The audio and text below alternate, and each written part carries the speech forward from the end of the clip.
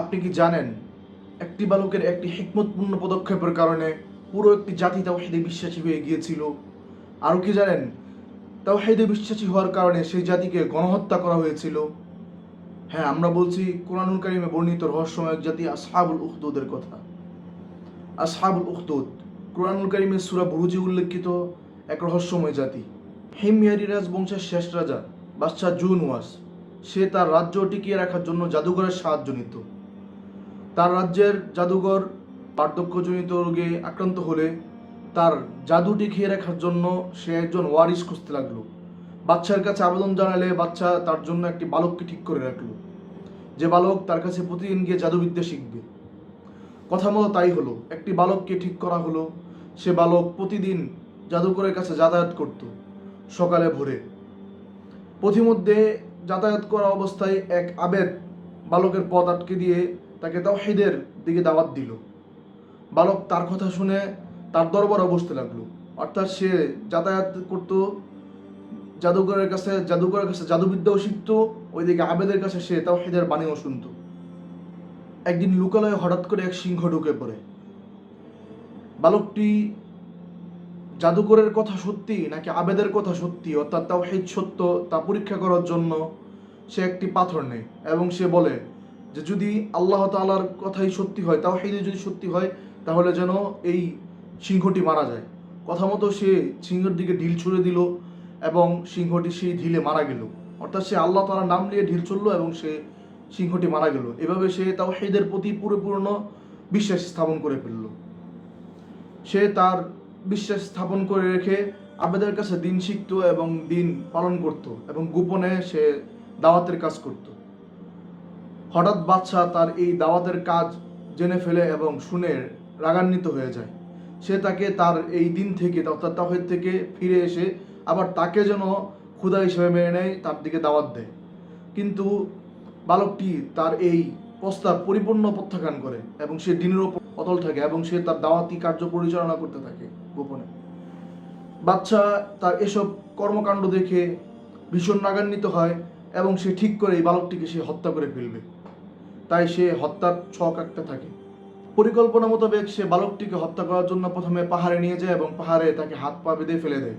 কিন্তু কুদ্দুতিভাবে সে বালকটি সেখান থেকে বেঁচে ফিরে আসে। অতঃপর তাকে সমুদ্রে হাত পা বেঁধে ফেলে দেওয়া হয়, সে সেখান থেকেও বেঁচে ফিরে আসে এবং তাকে আগুনের ভিতর নিক্ষেপ করা হয়, সে সেখান থেকেও বেঁচে ফিরে আসে।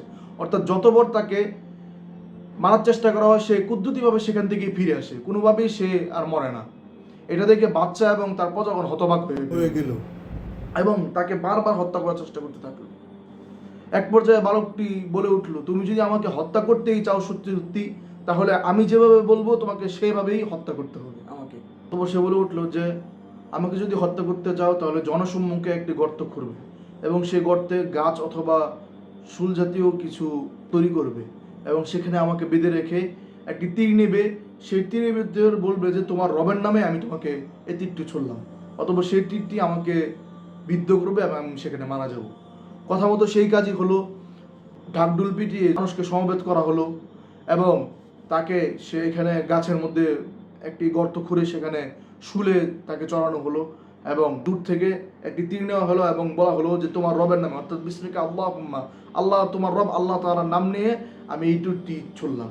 অথবা সেই তীরটি ছোড়া হলো এবং সে বালকটির গায়ে বিদ্ধ হয়ে সে বালকটি সেখানে শহীদ হয়ে গেল।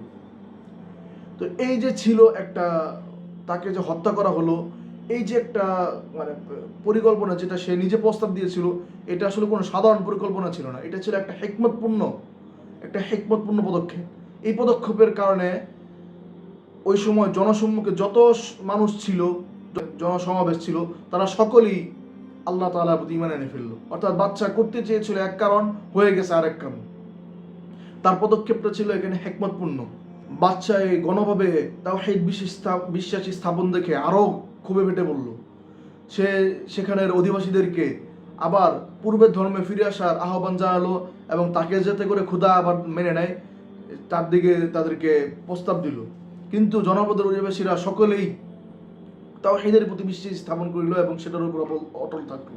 তখন বাচ্চা ক্ষোভে ফেটে পড়ে বিভিন্ন জায়গায় গর্ত খোঁড়ার নির্দেশ দিল এবং সেই গর্তে আগুন জ্বালিয়ে দিল যারা বিশ্বাস স্থাপন করবে তাদেরকে সেই গর্তে নিক্ষেপ করার আদেশ দিল। গর্ত অর্থ হচ্ছে উখদুদ, আর আসহাবত হচ্ছে অধিবাসী। এখান থেকেই হচ্ছে আসহাবুল উখদুদ অর্থাৎ গর্তের অধিবাসীদের ঘটনা। তো তখন যারাই তাওহীদে বিশ্বাস স্থাপন করেছিল তাদের সকলকে এই গর্তে নিক্ষেপ করা হলো। এভাবে সে একটা গণহত্যা চালিয়ে দিল। এর মাঝখানে একটি কুদরতে ঘটনা ঘটে গিয়েছিল, সেটি হলো এক যুবতী মেয়ে, যে তার কোলে এক বাচ্চা ছিল, সে মহিলা এখানে ঝাঁপ দিবে না কিনা ঝাঁপ দিবে না তা নিয়ে দ্বিধাদ্বন্দ্বে ভুগতেছিল। তখন আল্লাহ তাআলা তার কোলের বাচ্চার মুখ খুলে দিল এবং বলল যে মা, আপনি সেখানে ঝাঁপ দিয়ে দিন, আমরা তো জান্নাতে গিয়ে মিলিত হব। সেও ঝাঁপ দিয়ে দিল। এভাবে পুরো একটি জাতি গণহত্যার শিকার হয়ে গেল এবং গর্তের ভিতরে শহীদ হয়ে গেল। এই ছিল আসহাবুল উখদুদের এক মর্মান্তিক কাহিনী, যেখানে তাওহীদে বিশ্বাস স্থাপন করার জন্য গণহত্যা করা হয়েছিল, যেটা আজও চলমান। বিভিন্ন জায়গায় তাওহীদে বিশ্বাস স্থাপন করলে গণহত্যা করা হয়।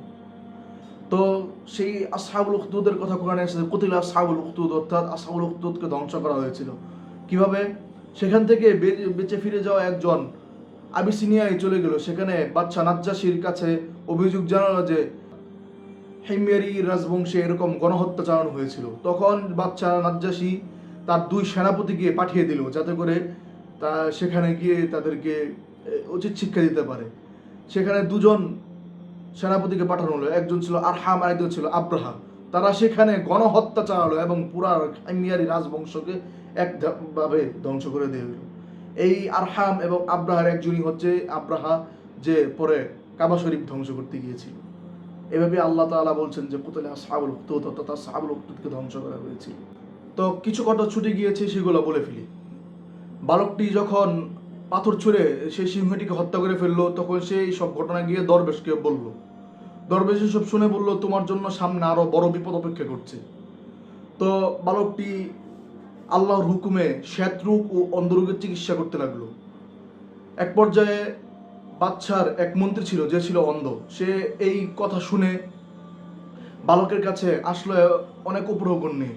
সে বলল, তুমি যদি আমাকে সুস্থ করে দিতে পারো তাহলে এখানে যত উপঢৌকন দেখেছো সেই উপঢৌকনগুলো তোমার। বালক বলল, আমি কোনো রোগের শিফা দান করতে পারি না, রোগের শিফা দান করে একমাত্র আল্লাহ তাআলা। আল্লাহ তাআলার প্রতি যদি তুমি ঈমান রাখো তাহলে আমি তোমাকে চিকিৎসা করতে পারবো।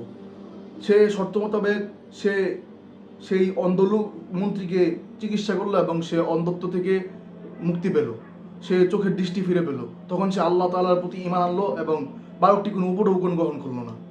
অতঃপর যখন বাদশার রাজদরবারে উপস্থিত হলো, বাদশা তখন হতবাক হয়ে বলল যে তুমি তো অন্ধ ছিলে, তাহলে তুমি কিভাবে চোখের দৃষ্টি ফিরে পেলে? মন্ত্রী তখন উত্তর দিল যে মহান আল্লাহ রাব্বুল আলামিন আমাকে আরোগ্য দান করেছেন। অতঃপর রাজা মন্ত্রীকে জিজ্ঞাসা করলো যে আমি বাদে তোমার কোনো প্রভু আছে নাকি? মন্ত্রী উত্তর দিল যে হ্যাঁ, মহান আল্লাহ রাব্বুল আলামিন আমাকে আরোগ্য দান করেছেন।